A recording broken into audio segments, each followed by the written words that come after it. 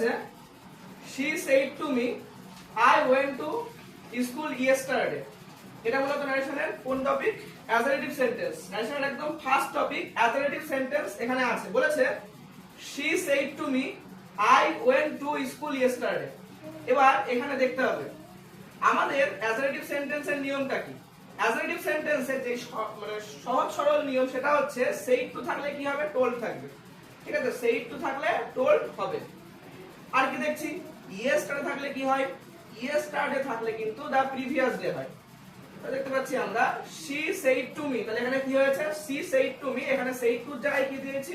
said এর জায়গায় told, তাহলে she told me। আচ্ছা, এখানে ইনভার্টেড কমা, এটাকে বলা হয় ইনভার্টেড কমা, এটা উঠে যাবে। এটা উঠে গেলে এর জায়গায় কি আসবে? দ্যাট আসবে। কি আসবে এর জায়গায়? দ্যাট আসবে। তাহলে she told me that। আচ্ছা, কে বলেছিল? I মানে কি? she, তাহলে এখানে তার কথায় রূপান্তর হচ্ছে। তাহলে she had, ঠিক আছে, she had gone to school the previous day। তাহলে এখানে yesterday ছিল, yesterday জায়গায় কি আসছে? the previous day আসছে। This is narration assertive sentence।